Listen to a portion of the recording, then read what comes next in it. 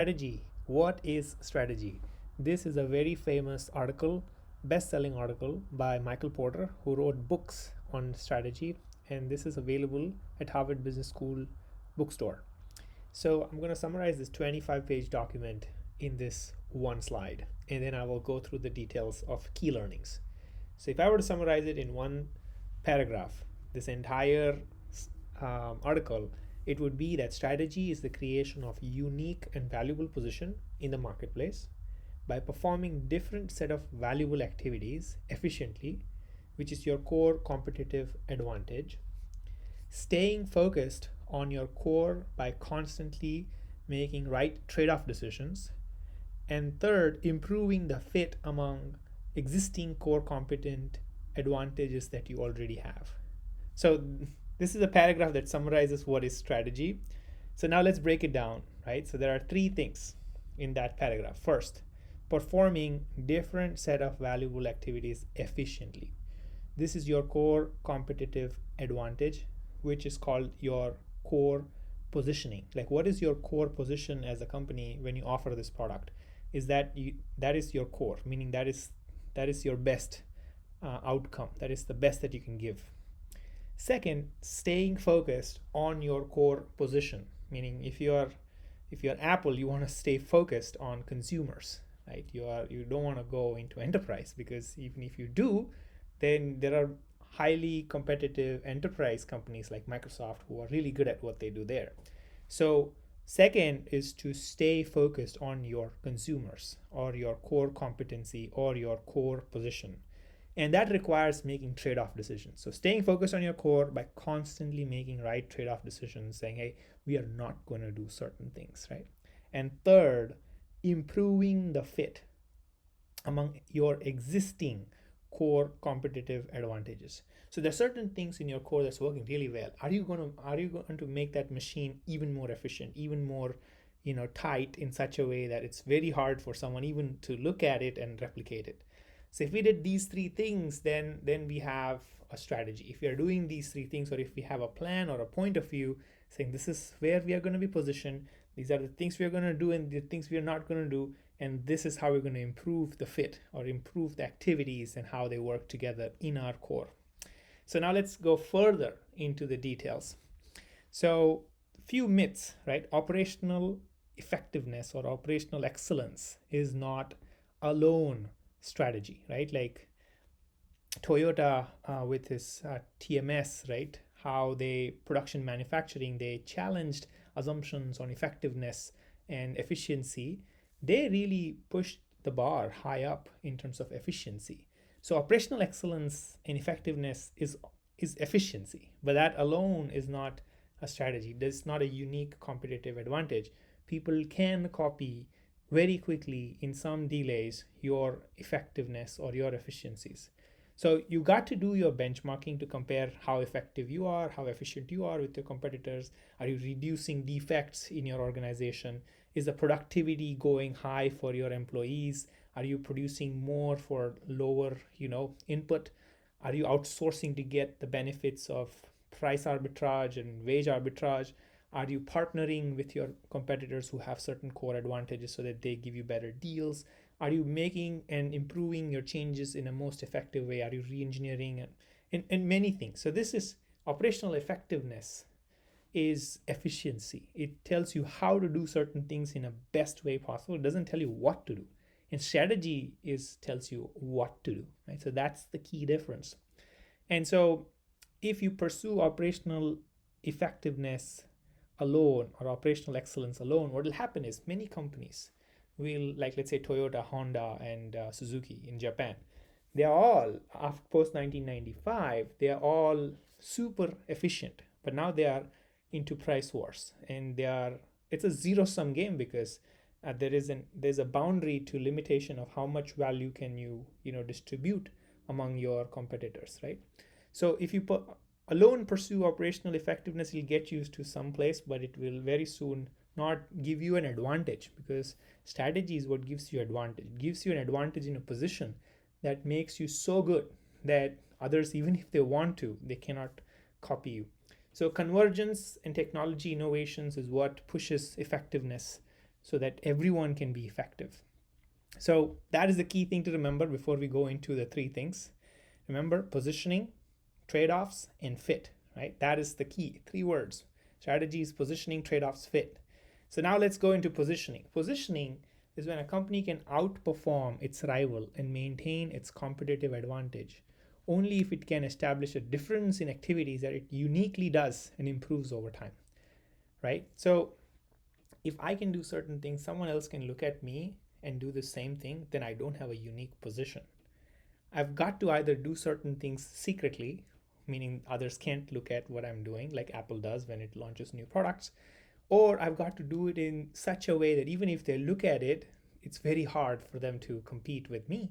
Because let's say I'm Walmart and I produce goods at like $2, and the best that you can do is you can produce at $20. You have no way to compete with me. So I have a low cost advantage. So there are certain activities that I do it in a different way. I have certain patents that protect me. I'm in a position of power, which you are not, right? So either you establish yourself in a position where even if people look at you and they want to do what you're doing, it's going to be highly economically not possible, or it's, even if it's possible, it'll be very, very costly, and that will make the competitor be very wary to get into competing with you.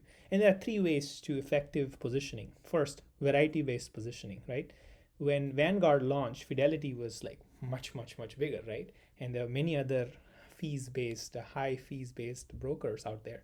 But when they launched with a key position that we're going to serve this market of customers who are going to be served with low cost, rock bottom cost to the client. And that trade-off, that is very hard for Fidelity to copy because their core revenue is coming in from the fees, right? So variety, like what focus area are you in? Are you in this focus area of this group of this customers or somewhere else? Need-based, like there are certain customers with specific needs, right? If they're a super wealthy customer, then they might have various needs around like managing their yacht, managing their,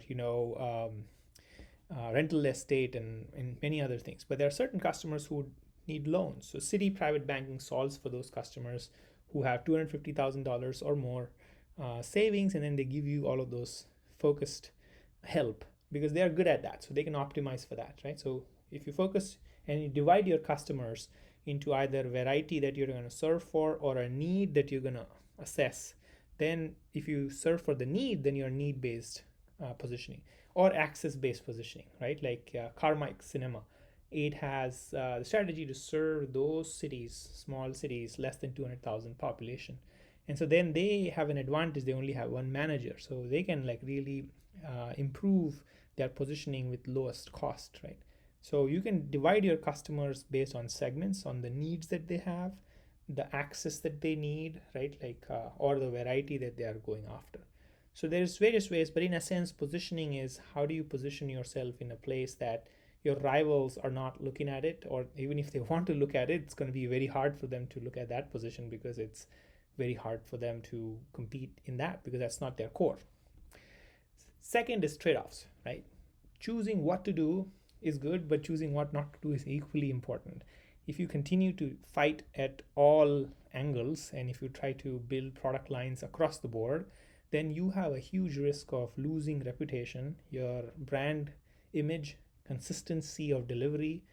Many of those things are at risk. So clear priorities need to be there, right? Like in terms of like as leaders, if you are trying to tell your company this is where we're going, then having those clear decision points as to, hey, this is how we do it, this is things we don't do, that gets you consistency. Also, it improvises your entire chain of work, right? Like your for producing, let's say, a refrigerator, there's going to be a certain set of activities and configurations and skill sets, which is going to be different than a microwave. So producing, let's say Apple wanted to do cars, right? And they are good at consumer small handheld devices, right? And computers, but if they want to do cars, it's a different activity altogether, different configuration, different skill set. They're actively choosing not to do certain things, right? So those are the trade-offs. It gets you to focus. If there's one thing you remember is trade-offs gets you to focus by making those hard decisions. Finally, fit. Fit basically there are a set of activities, and each of those activities are interlocked, meaning one activity is needing the second activity and then the third activity. Like let's imagine Southwest Airlines. Their focus is low cost. And so what they want to do is they want to get the planes the off the ground and in the air as much as possible. That is efficiency for them.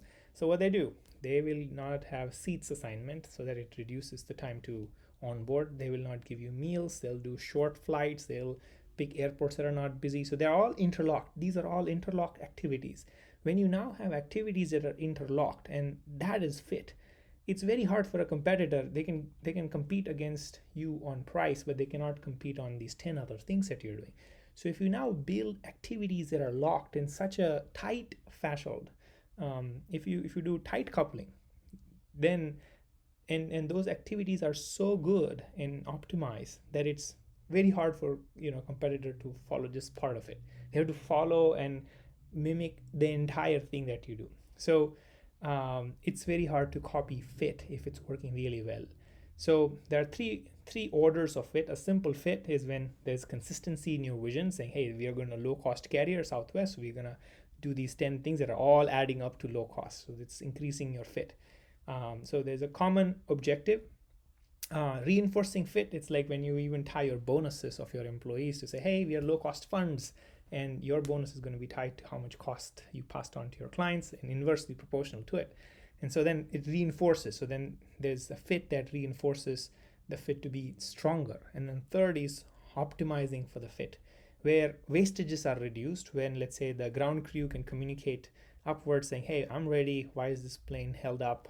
And then they can communicate with each other, help out each other, and there's incentives to help out and do simultaneous activities. So that optimizes for fit.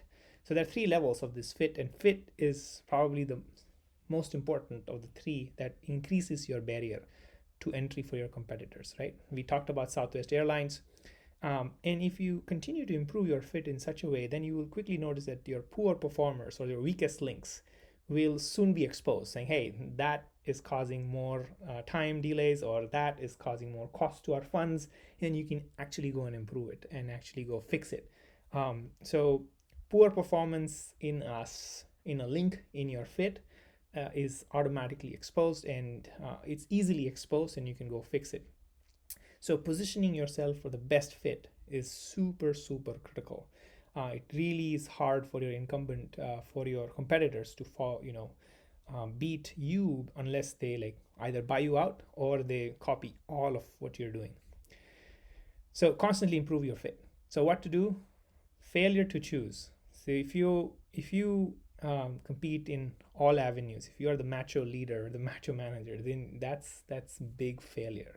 You have to focus on your core competencies, and don't just chase technology advances for the sake of it. See if there is a proper fit and then invest in it. And then don't get seduced by operational excellence, because it's easy to measure, it's quantifiable, saying, hey, I met my goals and this is the performance was that, and now the performance is this, so we're good, so good, I get my bonus, right? So don't get seduced by operational excellence. Operational excellence should come, but after you optimize for your strategy, right? So herd mentality, don't just copy and follow what every competitor is doing. You got to be good at what you're doing. And at the same time, there will be many customers needing many features. Would you give your time and attention to every one of them? That is bad. That is just reacting versus staying focused on your strategy. Straddling. So if you straddle, right, and if you're trying to straddle, meaning you're trying to get into a new area which your competitor is doing, then remember that those new activities that you introduce with straddling, let's say Vanguard, let's say Fidelity wanted to copy Vanguard, saying, hey, I'm going to introduce a zero cost or a low cost fund, then Fidelity will have new activities. It will have to have incentive structures that are changed. It has to introduce new funds. It has to do many things like compensation changes. But when Fidelity identifies that, hey, there are these non-complementary activities that are making me choose compromises and make trade-offs that are suboptimal for me, then straddling is potentially very expensive. And in this article, there was an example of Continental, where Continental launched Continental Light to compete against Southwest, and how miserably they failed because they copied one portion of low fare of Southwest, but they couldn't copy the rest. So straddling is expensive potentially if you don't do it right. So avoid improving on all fronts. Like, you can't take all the good things of all your competitors. And then growth trap. Remember the growth trap, right? Like, you're trying to launch early, you're trying to increase your revenue, but your profit margins just destroyed. Then you're going to lose trust with your existing high profit margin customers, right? So that's pretty critical. Remember to not disrupt your cash cow in such a way that your profit margins go down at the expense of revenue. So do not dilute your focus, right? Get really good at those three things: your strategic position, your fit, and what was the third one? Strategic position, your fit, and then the third one was, let me see, I forget. Trade-offs. Yeah, make the right trade-off decisions, right? Do not make decisions to do everything. Make a decision to not do certain things. So your position, trade-off decisions, and fit, right? So those are the three things to do. And what else to do? Invest in those complementary areas. Whatever you're good at, expand those complementary areas and with activities that are close to your core, and focus on your uniqueness and your fit. Define your competitive, unique position as a company, as your team. Make trade-off decisions, avoid distractions, forge strong fit, and continuously improve on operational excellence. See, operational excellence is important, but it comes in this priority order, right? You can't. Operational excellence has to be there all the time. You have to constantly raise the bar towards reducing defects, improving productivity, and finally, if you improve your org design to match for and improve for better fit, better decision making for trade-offs, better investments to improve your core competencies, then you're golden, right? So strive for operational excellence, which is complementary to strategy. Remember, operational excellence tells you how to do certain things in the best way. Strategy tells you what to do and what not to do, right? Good luck.